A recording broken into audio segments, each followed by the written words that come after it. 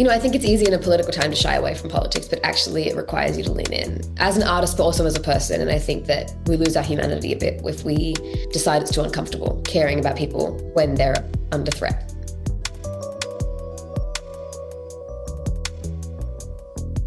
Welcome to Bitch Talk. I'm your host, Erin. And I'm co-host Ange, aka Captain Party. And for more than 11 years, the show has celebrated underrepresented voices in pop culture and beyond. But not in the snore kind of way, which is why our listeners and followers have graciously voted us Best of the Bay, Best Podcast on 48 Hills for 3 years in a row. 3-peat, bitches. If you like what you hear, follow us on Instagram and check out our website, Bitch Talk Podcast, and rate us wherever you listen to podcasts. We're begging you to judge us. When does that ever happen? Oh, you're not going to say anything? Well, what'd I say? Yeah. Yeah. Okay, on that note, on with the show. Clink. I have to formally introduce you, which feels weird, but I'm going to do it for our audience because they may not know. And I feel bad for them if they don't know. But we're welcoming back to Bitch Talk a returning guest. Her name's Shabana Azeez. She's in the Pitt. You may know her as Victoria Javadi. And I'm just so happy that you're here. Thanks for being back on Bitch Talk, Shabana. I'm so excited to be here, and I love your bitch talk. Abortion is normal. Fuck fascist sign. Very much. This is who we are. This is who we are. So very timely. Very Yeah. upsetting. Yeah. All of it. We'll get into that. Don't you worry. We'll dive in, yes. If you want. We don't have to. But I guess I wasn't able to nerd out on the Pit with you. This is like the really sad part of South by for me was like we couldn't talk about it because a couple of things. Ange hadn't seen it yet, and it wasn't about that. So can you talk about your journey to the Pit, please? Oh my God, yeah. I love the Pit. I love working on it. I love my people. I love the script. I love how political the show is, like we were just talking about. Like, very brave writer's room, very brave showrunner, and like very art is activism, like that's really like the ethos. And it's like so cool to be working on something that where people have power and they're using their power to go, let's explore these stories, let's see other sides of things. And I think season 2 will be really politically, it's very an extension of season 1. I think like last season was obviously about gun violence, a bit of a spoiler, but which is a huge American problem. And that was a big part of my journey. Like the Pit's my first American gig, and I had to do a lot of research to understand that because I didn't grow up with any of that. So like, yeah, journey to the Pit was like, do you mean career wise or do you mean like brain wise? All of it. I think to your point of it being political, which it is, but you guys don't advertise it that way, right? So when you get into it, there's these stories that unfold. So when you were looking at the scripts or the script, is that one of the things that kind of pulled you in as an actor? Oh yeah, and that first script you start seeing it immediately. Like, Jackson has got, there's like a guy with a list of girls he wants to eliminate in his school. Like that's immediately like what a first patient, you know what I mean? Like, everything's political, I think, and people making escapist TV right now, that's also a political choice. Like it's all political. And I think that John Willis is really like specific about we're not making second screen viewing. Like we're making, which is like what a lot of streamers want now. They want like something people can watch while they're on their phones or while they're cooking dinner or while whatever, which is not the Pit. No. At all. The Pit is like you're being taken for a ride, and if you don't have your seatbelt on, you know what I mean? Mm-hmm. And so, I think that politics, I think it's easy in a political time to shy away from politics, but actually it requires you to lean in as an artist, but also as a person. And I think that we lose our humanity a bit if we decide it's too uncomfortable caring about people when they're under threat. Yeah, so not only like I've talked to a lot of doctors and people that work in the ER, and they say how representative the show is, like it's as real as it gets. But on the topic of that, I did want to talk about casting. So how excited were you when you found out how many Filipinos would be cast? Because I was freaking out. I was like, finally. Well, because I didn't know because we only found out, like I met the other cast in person. like the series and there's only Issa's character Santos wasn't written to be Santos. She was written to be East Asian, oh God, I wonder, her name was Shah originally, like it was a Hmm. different surname completely. And then they cast Issa, and that was like, and then I met the nurses, like I saw the nurses. It was really cool, like because also like my character wasn't written to be South Asian, she was written to be Iranian Hmm. Mm. and Middle Eastern, and then you get cast and things get moved around, which is why it's really exciting to see the new series regular.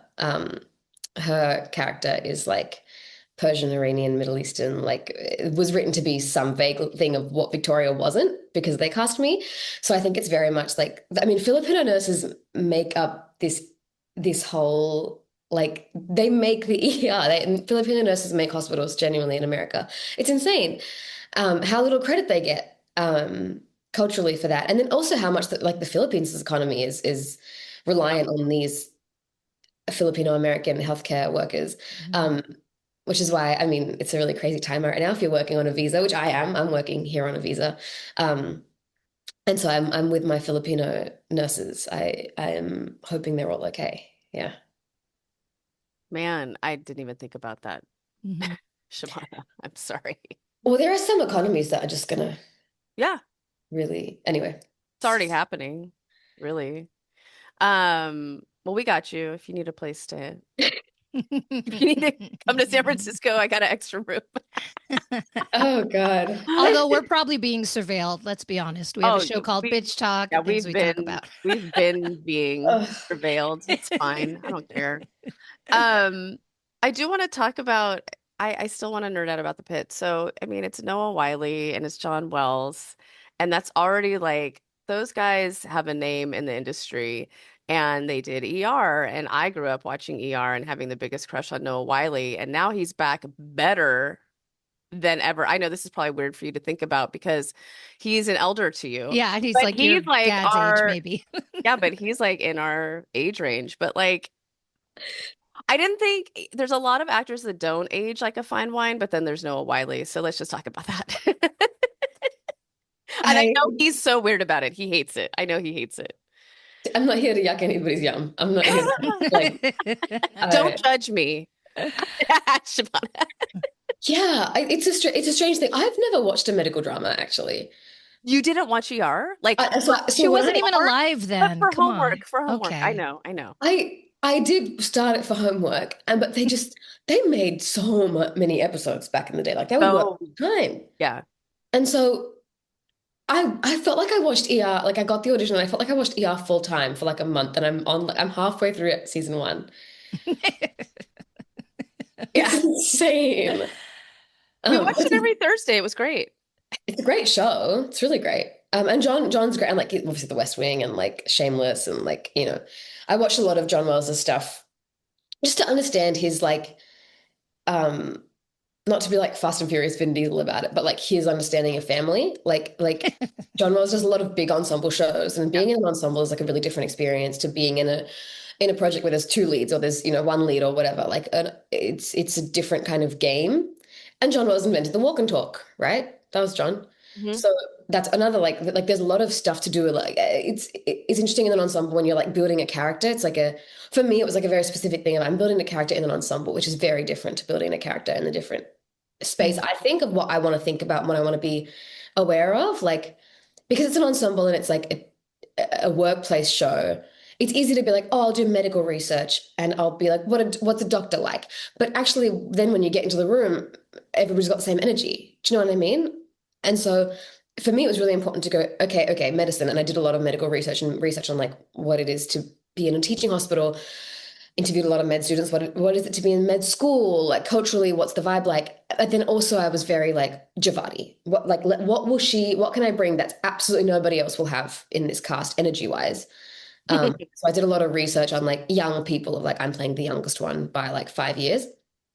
And so like what is it to be Gen Z? And then I did a lot of research on like young girls in America. Like what are we listening to?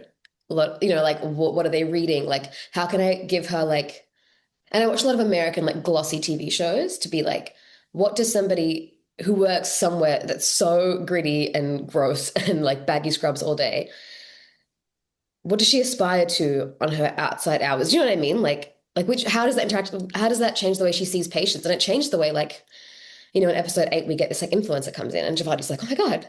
Yeah. And of course she is and nobody else is, but that wouldn't have been there if that work hadn't been done beforehand to make her different to everybody else because we all react to different patients differently. And I think that's really like where the humanity of it comes in. And you don't want to play like competency porn 50 episodes Oh, in a row. You know what I mean? yeah. Yeah. Mhm. I think that was another thing that I really took from the pit is thinking about it from your perspective because we just have as a patient, I know how I feel Yeah. when I'm being treated a certain way, but thinking about it from like what you're carrying with you because you are also a human when you walk into this really scary environment. So I'm curious with your character who you played so beautifully. Victoria is so sweet. You really feel for her. Um, what other ways did you relate with her? Like she has a really complicated relationship with her mother. When you decided to become an actor, what was your family's response? Were there certain threads there? Yeah, I really understand the pressure that she's under a lot of pressure. I also really wanted to explore like it's always this thing of like what she has is a privilege, but it's painful. Like being a Nepo baby is a privilege, but it's really hard. It's a lot of pressure. It's a lot of second guessing yourself. It's a lot of people second guessing you. It's a lot of going, are they second guessing me or is this a normal interaction? Like, but it doesn't mean it's not a privilege. And so I think that's an interesting thing. I think especially now we're talking about like culturally, there's a lot of like conversations around privilege and um I think people are really happy to talk about the ways they're hard done by. And I think Victoria is like a young woman that people don't take seriously. And she's really like fighting that. She's like, I do deserve to be here. Like, I'm not too young. Like it's fine. And then that's coupled with this intense pressure of the privilege that she has and that she needs to sort of overcome the way she feels about that. You know what I mean? As Mhm. opposed to ignoring the fact that the privilege exists. And she's not shying away from it. Like, and I think we get to see that more in season 2 as well. And I'm really excited to be playing a character over many years, hopefully, unless Victoria quits medicine. um, She becomes an influencer. Yeah, exactly. um, but because I think it's really great to see her uncover things slowly. I think it's really hard to have empathy for people right off the bat, unless we as a society are conditioned to have empathy for a certain type of person right off the bat. Or if you're playing the lead in a show or the lead in a thing, the camera is having empathy for you. But in a big ensemble like this, there's a lot of Javadi scenes where she's not focused. It's about McKay and McKay's journey. It's about the patient and the patient's journey. And she's just there. You're just seeing her. So you're not primed from a storytelling perspective to have empathy for her. And that's what life is like. Like when you walk around day to day, when you walk into a hospital, like you said, and you meet these doctors, you're not primed to have empathy for them. You're going through your own thing, and your thing is very loud right now. It's why you're in the fucking ER. You know what I mean? Like you're not at your best. You're not at your most empathetic. And so it's really exciting to go. Like I really want people to 5 years, 10 years from now to look back and go, I'll understand if my daughter's like this one day. Mm. Mhm. I'll understand a bit more what she's going through. Or if I'm ever isolated like this and I'm trying and I'm embarrassing myself, I know I've got a blueprint almost to get back up and like be okay with having been cringe, which I think is really important for Gen Z. So allergic to effort and like cringe culture is so pervasive. I think she's a real antidote to that. And I think that will only really pay off. Like medicine tastes like shit. It'll pay off in like a few years. You know what I mean? It will. There's the storylines are so heavy, and you are talking about mental health within the healthcare community. So how do you all process all of this, doing the work on camera, but then when you're off camera, is there like healthcare or mental health care on the side for you all, or are you all talking about this? Ooh, I mean, we're like a close-knit cast. It's like nice to have friends. Um, to talk to about this stuff. And also I talk to a lot of doctors, like I talk to doctors about it. Obviously I interview a lot of doctors and that's like a nice thing to just keep having conversations with people. And I have a therapist because I'm an actor. And I think Mhm. that's Well, because you're human, you should have other. Yeah, yeah. it's really good to have a good therapist, guys. I think it's really important. But I think that it's the storylines, especially in season 1, we knew the arc. Like we knew what was going to happen in episode 12 um, from the get-go. That was sort of like the heart of the season. And so there was a lot of like sensitivity and awareness. And I think there's also a levity in it being an ensemble in that like you're Mm. all dealing with like with that season specifically of like there's one big thing that happens that is really fucked up, like really fucked up. And you're all going to deal with it differently. And it was like it's almost like you take your little corner of like, this is how my character will react to it. And this is who I've got her back and I've got this part of the story, and knowing that everybody else would have every other part of it and not feeling any pressure to be like, like so many Americans experience gun violence. It's like crazy to me. Really crazy to me. And it was great for me to have, I guess, them, like all the other American cast, because only three of us aren't from America. Mm. And actually Jalen, who played Mateo, was working in Vegas. Like he was sound tech. He was, yeah, Oh, yeah. And so he was really Wow. oh, like, a great good. person to talk to and be like, like this is really intense. And it was like we all knew going in because we had like 11 episodes to prep emotionally for like get comfy in that space. I hope it has an impact. I think it's like everything's worth it if it has impact, right? And like if it changes things and if people's, you know, if we can like create an environment where people are more ready to be cautious around at-risk young men who might Mm. perpetrate gun violence in a school or in a public place like that. Like if we can have any sort of impact, I think that really harshes the sting of like the discomfort of doing it. Yeah.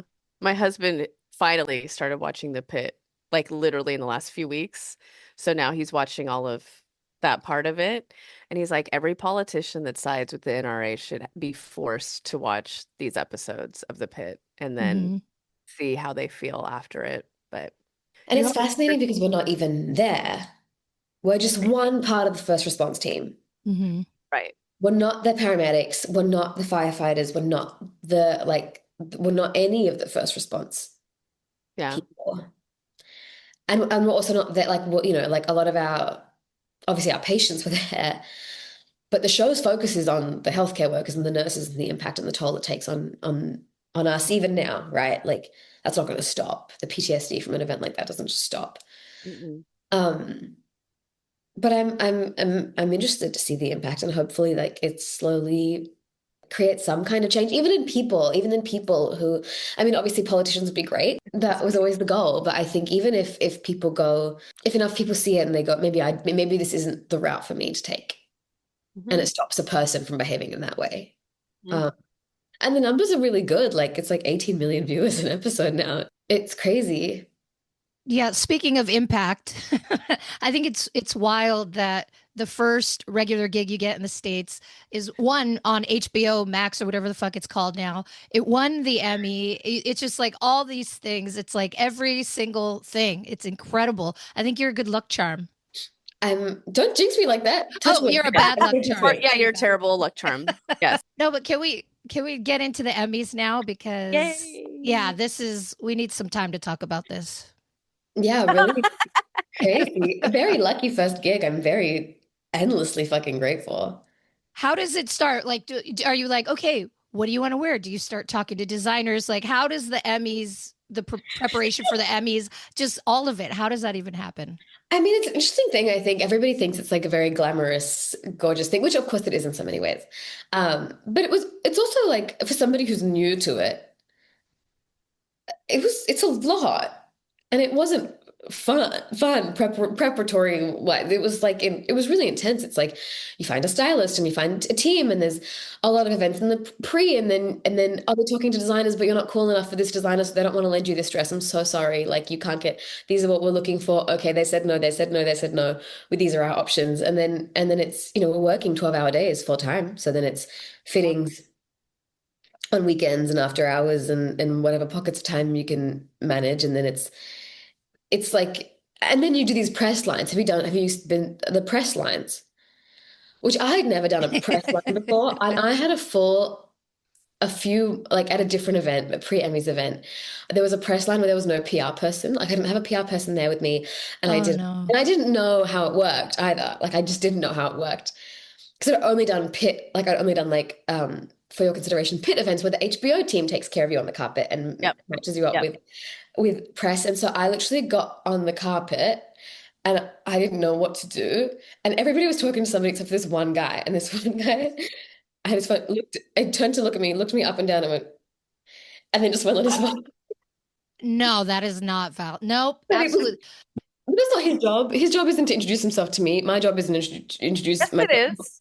It I'm was, sorry. We have a lot of, let's have the conversation right now. Yes, Go ahead, because Anne. as bitch talk, we have been on press lines and red carpets, and first of all, we get treated the way you just said. They're like, "Oh, you guys are oh cute." You go to the end of the line, which is We are fine. always at the end. Which is Always. fine. Like at least they let us in, but we Yeah. see how some people get treated, how some people kind of push their way in and get all the interviews, whereas we're trying to be respectful. And you're told to ask one question each. Some people ask three or four so that the end of the line never gets one. It's a whole thing. You need to have someone managing it. And especially for talent on both ends, it needs to be well managed. and Go it's ahead, really, Erin. it's like Erin ego used to death. work these That used to carpets. be my job. I was a publicist.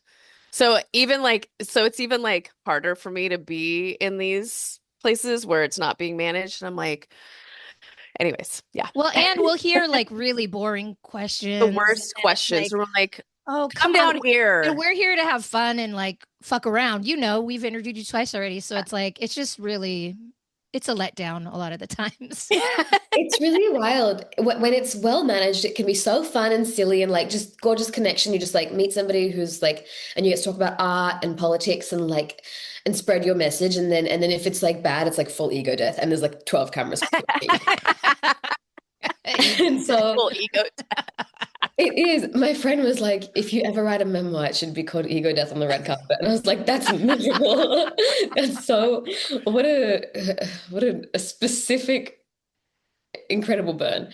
Um, But yeah, so it's like, it's a lot. There's in these things, and it's and even when you've got a publicist, sometimes it's like you're standing behind them, they're like, this person, I've got this Shabana Azeez from the Pit, you want to talk to them? No. And then you move No. on to the next one. You're Yeah. just like standing there like, oh, like it's really and then you're wearing the most beautiful dress of your life, and everybody on the internet's like, wow, queen, and everybody back home's like, wow. And you're like in the bathroom. Right. Like, how do you go to the bath? Do you have to have someone come and help you? Like that dress was gorgeous. It was Yes. massive. And Good. Sean Hannity was like, that's my red carpet, I guess. Kept fucking stepping on it. Oh, Yeah. I'm also just singling him out for fun. No, it's massive. And I didn't know it was my first time dealing with it. And that's also a thing, like things look really different in pictures than they do in real life. Totally. Because hmm that dress is gorgeous when you're like on the carpet. The carpet's massive and there's so much room and it's beautiful on the press line, it's beautiful in the photos. And then you're like sitting down and somebody needs to pee Yeah. in your row and you're like, Right. And then try what to are you get supposed past to me, babe. do? I'm standing up, I'm out of the way as much as you can. Try to get past me. Like it's crazy. But I think I learned that I can really handle a big dress. I'm just gonna get better at it. And I was wearing like massive heels too, like platforms and heels that were like Yeah. that big. I was so tall. And I think I can just handle that stuff. I'm trying to be like Lady Gaga. Yeah. oh my Sure. God. And this is just the beginning, honestly. Your trajectory. Yeah, this is just the beginning. But did you get to go to any parties at least or because Oh my last time I God, saw you tell was us. at a free Redbreast whiskey event in South by. So I know how you like your after parties. That event too, that How red good was event, it? I was there with all my friends from, I'm the most racist person I know. And we lasted 30 minutes because we all took a gummy and my friend, it was, I guess her first time, it was too strong for her. She just Oh. clean collapsed. Oh Fell no. asleep, just fell asleep. Oh, Oh, and good night. It was, and so we all were like, is she dying? Like, what's going on? But we were all high also. So we were like, And we just also, you're in left the party. Texas. Also, We you're in walked, Texas. we lined up for the party longer than we were in the party. oh Yeah. no. Yeah. I'm so sorry. It was a good party. Well, I'm glad I saw you during the fun part, the first 15 minutes that you had there. And it was a cool party too. It was, yes. Redbreast, please invite us again so I can experience that You party. guys won a award You or you something, won right? one of their standout awards for that short film. from Ask Leela. Redbreast. Oh my Oh God. yeah, sorry. Ask Leela Leela. She'll knows. tell you. We got a massive email this morning from that producer being like, hey, just updating everybody on all the accomplishments. And this email was so fucking long. I was like, no, I can't. So tired. So tired. But it's a really good problem to have to be like, the accomplishments email is too much for me. I'm really proud of everybody involved in that. Good on Yeah. them. Good, Mhm. like it's Very good. but yeah, we went to the HBO party, Okay. but drama wins last at the Emmys. And so you do like an hour of the press round, Right. which Okay. everybody else does during the show. Yeah. Mm. So we didn't miss any of the show. But afterwards, everybody went to the party. So we went to the HBO party. So like everybody was gone basically. Oh. Mm. But it was awesome. There was like it was like really crazy party. Did you meet anyone either at the Emmys or at the party that you really wanted to meet? I don't want to meet anybody. Really? In fact, I want everybody I like to stay the fuck away from me. Oh, okay. I don't think, Is it like a don't meet your heroes kind of thing or whatever? Uh, Whatever I mean, that means. sure, but it's more don't subject your heroes to yourself kind of thing. Oh, it's about, oh my God. Don't you think? There's a part no, of you are the most lovely. Are you kidding? Yeah. We can get into it the first time we met you, but go on. no, no. So when I got to LA, I never met anybody because I'm from Adelaide, Australia, and so I I was at work and I walked out of the soundstage and right past me, Quinta Brunson. Oh, Oh, Queen. I and Abbott Elementary means so much to me, and like she means so much to me because I had a really not glamorous come up, right? Like there are some people who can pick and choose their projects from the start, and there are some people who go, no, I'll do unpaid short film paying earmuff number seven. Like, yeah, I'll just do it. Like that's and I feel that way about like still like for a visa, I would have played like a surfboard on a CW show. You know what I mean? Like I would have done anything. And so like I'm so grateful that it was the pit. Thank you, Jesus. But like I literally just am like not from and she came up with BuzzFeed and like all these like Yeah. internet videos and like also a really real come up. And so she means a lot to me. Anyway, I saw her, I walked out of the soundstage, saw her, and I screeched and fell to my knees. You did? Like I don't know what happened, but my body shut down. And and Jonah came running up. I was like, what happened? What happened? Who's hurt? From his trailer. And Quinta was like, in Oh, that moment, I went, oh my God, I can never do this again. And it also really killed like what was exciting to me was what she represented to me. right. Yeah. Another, but obviously she's like from a very different context to me. She's from Philly, I'm from Adelaide, not the same thing. But she represents something to me, and it's really the idea of it kept me going Mm. on and during hard times. That's not Quinta's business. That's not her problem. Like I don't want her to feel any responsibility to like be kind to me or keep that fantasy or keep that idea alive. That's my job. You know what I mean? Like, and so I don't want to meet anybody cool. And then what? And then they're just people. They're just people. But then they're your friends. You don't know. It is weird having my friends who are my friends become that for other people. Yeah. mm-hmm. So I'm like, that's my friend. But you just don't know. I think just leave that door open because who knows? Yeah, I just But if it you is catch me weird. I networking at get a it. party, if you catch me networking at a party, that's a different brown one. Like you've got it wrong. Like at the parties, I'm hanging out with my friends. I love meeting people, of course. Like I love meeting people, but I'm not trying to. I also don't believe in the climb.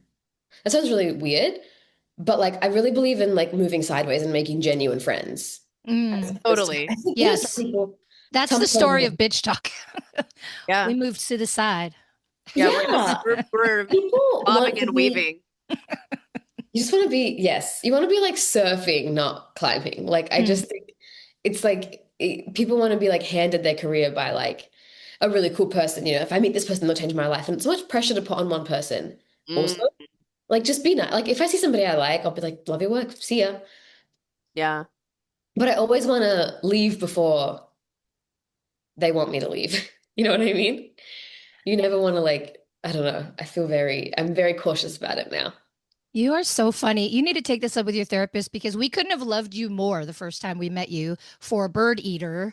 Tell her, Erin, I don't know if you remember this, but after the interview, I think we're also a little bit stressed. It might have been our we last had to interview run day. and Yeah, it was far from our last interview. It was on yeah, location. yes. And then Yeah, no, just you were so sweet and we were trying to like wrap our gear up and we were able to like finally take a breath and you came out, I think maybe to use the restroom or something and you're like, "Oh, can I help you guys like with your wires and stuff?" And we're with our like, gear, we're and like, I think I looked at you, I'm like, "No, we're okay." Like, "Are you kidding me?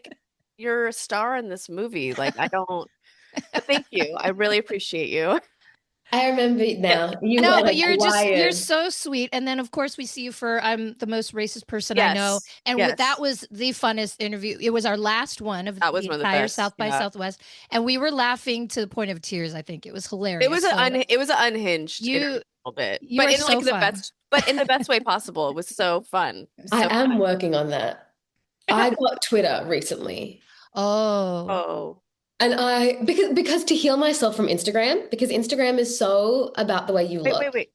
wait. Say that again. You got Twitter to heal yourself from Instagram. Is that what you really Because just? Instagram is about looks, she's saying, Yes, and Twitter is Oh. just words. it's so like the comments are like beautiful and stuff. And I just don't that can't be why you're valuing yourself, especially as an actor, especially like being in LA. This city is so focused on the way you look. And It's rough. Hmm. it's not my context. Like I'm funny and that's my thing. Like I'm a personality. I'm not like a beautiful face. And if people want me to be that, I'm just gonna fall short. Like I'm always gonna fall short. And it just makes me so stressed because I'm like, I'm gonna age, guys. Like this is like not good. This is really scary. And so I got Twitter and then immediately went kind of I wouldn't say viral. I'm not sure what it constitutes viral, but I didn't get in trouble. What did you say? Wait, what happened? But I tweeted What is something, and happening? then I had a bunch of friends be like, "This is how I find out you have a Twitter account because I see this come up on my What What did you happened? do? Are you allowed to talk what about it? happened? It's still up. I don't okay. So what happened is we won the Emmy for Best Drama. Right. And there was this meme going around called I Loved a Pit, which a Severance fan wrote this Oh. tweet being like, I can't believe you would see this beautiful cinematography, this amazing. Severance is like one of my favorite shows, Oh, period. it's an Mm, amazing show. It's mhm. the best. Yes. And so they were like, I can't believe you would see all this and then be like, the Pit. I love the Pit, like making fun of Pit fans. And then Pit Oh, fans took it over and they were like, I love the Pit. And then I think it was like Vanity Fair or Variety or something posted I love the Pit when we won. And so okay. it's just like a thing, like Severance and Pitt have some beef. But I didn't really know that because I'm not chronically online. So Bria's chronically online, and I expect her to educate me in the ways of the internet. And she, I guess, didn't in this moment. And so the day after the Emmys, we were going to Pittsburgh, Yeah, you're flying. 9 a.m., and I go to this coffee place in LA, LAX that I will not name because this coffee was so fucking disgusting. Yeah. It was like genuinely, it was like shocking to me. It was like this prank. Like this has to be a prank. It was like the milk was burnt, the coffee was burnt, the whole thing tasted watered down. At one point, I drank one sip. I was like, "That tastes like burger."